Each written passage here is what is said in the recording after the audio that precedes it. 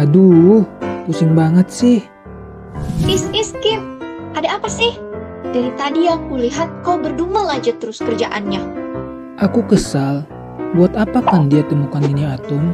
Kalau dulu atom nggak ditemuin, kan kita jadinya nggak perlu belajar tentang atom yang ribet ini.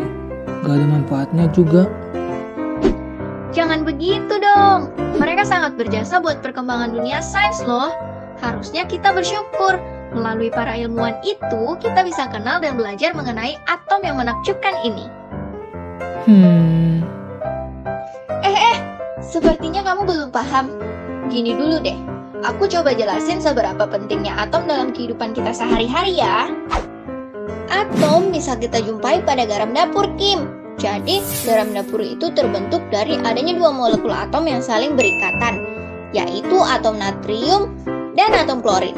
Nah, selain itu, Kim, masih banyak loh contoh lain seperti udara yang manusia hirup itu juga merupakan contoh atom loh, yaitu atom oksigen atau nitrogen. Kemudian ada juga nih Kim, yaitu perhiasan emas dan perak yang sering kita lihat, ternyata itu juga mengandung unsur atom, yaitu atom emas dan perak. Pokoknya masih banyak lagi deh Kim. Wah, aku baru tahu. Ternyata benda-benda di sekitar kita tersusun atas gabungan dari beberapa molekul atom. Tapi aku penasaran. Siapa ya penemu atom ini? Kamu tahu nggak? Aku coba jelaskan sepengetahuanku ya, Kim. Jadi begini, dalam catatan sejarah, teori atom termasuk salah satu teori tertua yang muncul dan ditemukan di dunia. Teori ini kemudian dikembangkan menjadi lebih kompleks dan menjadi salah satu dasar pengetahuan yang cukup penting, terutama dalam dunia sains. Menurut sejarah, tercatat penemu teori atom adalah seorang yang berasal dari Yunani, yakni Demokritus. Kemunculan teori atom membuka pengetahuan manusia pada saat itu. Nah, teori atom akhirnya mengalami beberapa perkembangan yang cukup signifikan. Ini karena banyaknya ilmuwan yang melakukan eksperimen untuk menyempurnakan teori yang sudah ada sebelumnya. Oke, aku mulai menjelaskan dari penemuan model atom yang pertama, yaitu atom Dalton. Atom Dalton ditemukan sekitar tahun 1803 oleh ilmuwan bernama John Dalton. Nah, si John Dalton ini awalnya mendeskripsikan model atom itu seperti bola pejal. Dalton mengatakan kalau atom itu tidak dapat dipecah atau dihancurkan, serta tidak dapat dibagi lagi menjadi partikel yang lebih kecil. Tapi, teori ini belum sempurna. Ada beberapa sumber mengatakan kalau Dalton belum sempat meneliti partikel yang bisa mengantarkan arus listrik.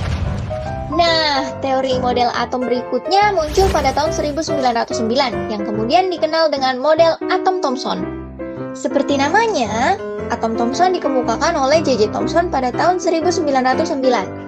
Nah, si J.J. Thomson pada teori ini kemudian menyatakan bahwa atom berbentuk bulat di mana muatan listrik negatif dan muatan listrik positif tersebar merata di dalam atom dan dinetralkan oleh elektron yang bermuatan negatif yang berada di antara muatan positif. Dan tahu nggak Kim, model atom yang dikemukakan oleh J.J. Thomson ini sering diumpamakan seperti kismis yang ada di dalam roti loh. Tentu kamu pernah lihat kan Kim, roti yang di dalamnya ada kismis yang tersebar. Wah, enak tuh. Roti kismis termasuk makanan favoritku loh. Nah, kayak gitu Kim model atom Thomson. Tapi nih Kim, untuk model atom Thomson sendiri juga mempunyai suatu kelemahan. Teori ini nggak mampu menjelaskan susunan muatan negatif dan positif yang dimiliki oleh atom. Wah, sayang sekali ya Mia. Iya Kim. Tapi melalui kelemahan-kelemahan itu, para ilmuwan mencoba untuk mencari dan menggali suatu hal yang lebih akurat. Sampai muncul teori model atom yang berikutnya, yaitu ketika ilmuwan yang bernama Rutherford sedang melakukan suatu percobaan. Dari percobaan ini, dia menyimpulkan bahwa atom terdiri dari inti atom yang terletak di bagian tengah dan bermuatan positif. Kemudian, inti tersebut dikelilingi oleh elektron yang bermuatan negatif. Tapi, teori dari Rutherford ini pun ternyata belum sempurna. Beberapa tahun, pada tahun 1913, ada ilmuwan bernama Niels Bohr yang mencoba memahami atom. Bohr memberikan gagasan bahwa elektron berputar pada orbitnya yang mengelilingi inti atom. Nah, orbit yang dimaksud ini adalah kulit atom. Teori ini juga menyatakan bahwa elektron berada pada orbit tertentu dapat berpindah-pindah. Elektron akan membutuhkan energi jika berpindah ke tingkat yang tinggi dan harus melepaskan energi jika kembali ke tingkat awalnya. Wah, ternyata banyak ya perkembangannya. Masih ada satu lagi nih. Dan ini teori model atom yang terakhir. Hal ini karena teori model atom ini paling sesuai dan sampai sekarang masih eksis dan dipakai. Teori ini sering disebut mekanika kuantum.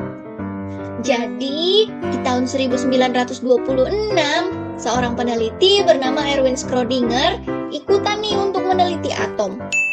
Dia menyatakan bahwa elektron di dalam atom tidak diketahui pasti keberadaannya. Namun, hanya ada suatu peluang untuk menemukan elektron di dalam atom. Wah, keren sekali sih mereka.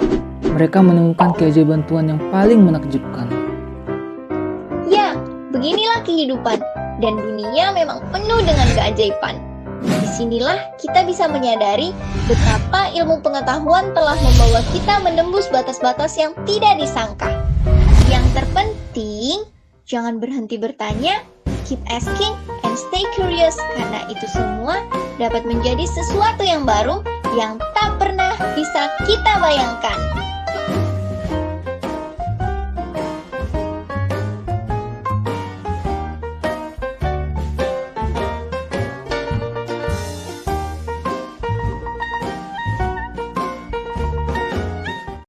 Halo, saat ini permasalahan sampah di Indonesia sudah sangat-sangat mengkhawatirkan. Hal ini terjadi terutama pada sampah plastik. Kita sering melihat video di mana sampah plastik bertebaran di pantai, berseceran di jalan-jalan, serta menumpuk di tempat pembuangan sampah. Kurangnya kesadaran masyarakat akan pentingnya membuang sampah plastik pada tempat yang seharusnya, serta kurangnya edukasi mengenai bahaya plastik menjadi pokok permasalahan. Tapi, sebenarnya kenapa sih plastik itu berbahaya? Dan, benarkah plastik juga memerlukan waktu ratusan tahun untuk terurai? Berikut penjelasan dari sudut pandang kimia mengenai permasalahan ini.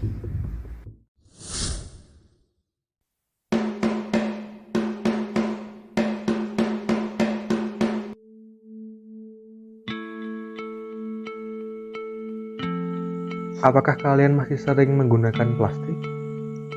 Apakah kalian tahu bahaya dari plastik?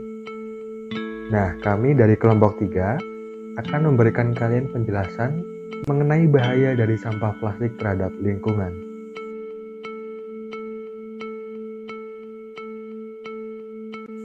Berbahayanya plastik terkait erat dengan sifatnya yang non-biodegradable. Artinya bahwa plastik tersebut tidak bisa terurai oleh bakteri atau organisme pengurai yang ada di alam. Yang terjadi hanyalah plastik itu menjadi potongan-potongan kecil, dan itu pun memerlukan waktu yang tidak sebentar, mulai dari puluhan bahkan hingga ratusan tahun, tergantung dari jenis dan kondisi dari plastik itu. Potongan atau partikel plastik akan memiliki dampak yang besar terhadap makhluk hidup. Mereka berpotensi untuk mengkonsumsi potongan plastik itu dan akhirnya akan membuatnya mati secara perlahan karena tubuh tidak bisa mengolah atau mencerna potongan plastik itu. Nah, hewan yang mati tersebut akan terurai oleh alam, dan plastik yang tadi dikonsumsi oleh hewan tersebut akan kembali tersebar di alam sehingga dapat dikonsumsi oleh hewan lain. Siklus ini terjadi terus-menerus dan berulang, sehingga akan memiliki dampak yang buruk bagi kesehatan hewan-hewan. Apakah dengan cara membakar plastik dapat mengurangi dampak berbahaya dari plastik tersebut? Tentu jawabannya adalah tidak. Dengan membakar plastik justru akan memicu berbagai dampak negatif yang dapat terjadi, mulai dari pencemaran udara hingga kesehatan tubuh yang terganggu. Pembakaran plastik akan melepaskan zat berbahaya seperti dioksin yang dapat berpotensi untuk menimbulkan kecacatan janin dan bahkan hingga kanker. Kira-kira bagaimana ya bahaya plastik dapat berpengaruh bagi kesehatan manusia? Seperti yang telah disebutkan sebelumnya, plastik memiliki dampak buruk bagi kesehatan tubuh, khususnya kesehatan tubuh manusia. Partikel-partikel plastik yang kecil bisa masuk ke tubuh kita melalui berbagai cara. Di antaranya adalah bisa lewat air yang tercemar, bisa melalui makanan yang kita konsumsi sehari-hari, entah itu dari hewan maupun dari tumbuhan yang tanahnya telah tercemar oleh polusi dari plastik tersebut. Juga bisa melalui peralatan-peralatan yang kita pakai sehari-hari dan juga melalui udara yang kita hirup. Partikel-partikel plastik tersebut akan membawa zat-zat berbahaya yang terkandung di dalamnya selama proses pembuatan dari plastik. Di antaranya adalah BPA dan PAH, polyaromatic hydrocarbon. Kedua zat ini terbukti dapat menyebabkan gangguan kesehatan bagi tubuh manusia, di antaranya adalah ketatan janin, gangguan pernafasan, bahkan hingga kanker. Selain itu, dari pembuatan plastik ini, industri tentu menghasilkan limbah yang tidak sepenuhnya dapat diolah dengan benar, sehingga tentu dapat menimbulkan dampak-dampak yang telah disebutkan sebelumnya, pencemaran air, pencemaran udara, dan pencemaran tanah. Kita sering mendengar bahwa plastik sangat sulit diurai dan memerlukan waktu ratusan tahun untuk terurai di alam. Sebenarnya apa sih yang terjadi? Mari kita lihat penjelasan berikut ini.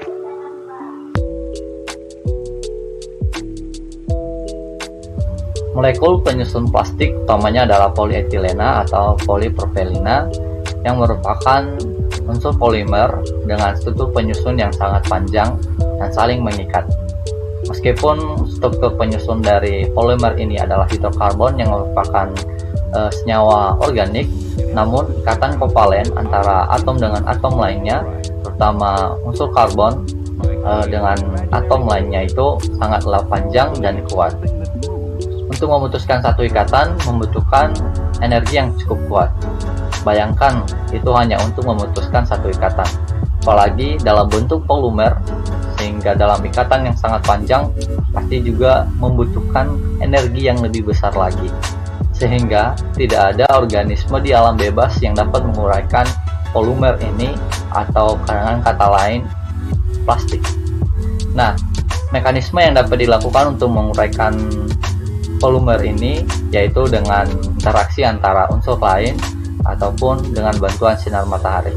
Bayangkan untuk menguraikan satu polimer ini ataupun plastik yang ada di alam ini bisa memakan waktu kira-kira sampai 1000 tahun. Itu tergantung situasi dan kondisi struktur penyusun dari polimer atau plastik yang kita temui di alam bebas. Dan jika hal ini dibiarkan terus-menerus, maka semakin banyak limbah plastik yang ada di bumi kita menunggu untuk diuraikan. Lalu, bagaimana kita bisa membantu mengurangi bahkan mengatasi pembuangan plastik? Cara sederhana yang dapat kita lakukan untuk mengatasi masalah ini adalah mengurangi penggunaan plastik dalam kehidupan kita sehari-hari. Sebagai contohnya, ketika teman-teman menggunakan plastik saat berbelanja, mulailah dengan membawa tas belanja yang dapat mengurangi kita dalam penggunaan bahan plastik dalam kehidupan kita. Cara lain dalam mengatasi masalah ini adalah dengan mengelola plastik yang sering kita gunakan ataupun sering kita kenal dengan 3R. Nah, dalam memulai hal ini, kita itu bisa mengawalinya dengan membuang sampah sesuai dengan tempatnya. Kenapa harus berpengaruh dengan ini? Nah, jenis-jenis sampah yang sudah kita kelola ataupun kita kelompokkan akan membantu kita untuk bisa membawa plastik-plastik ini sesuai dengan jenisnya dan sesuai dengan pengolahannya nanti. Demikian penjelasan dari kami. Jangan lupa ya, satu tindakan kecil yang kita lakukan untuk bisa membawa dampak yang sangat besar bagi bumi kita. Kalau bukan kita yang sayangi bumi, siapa lagi?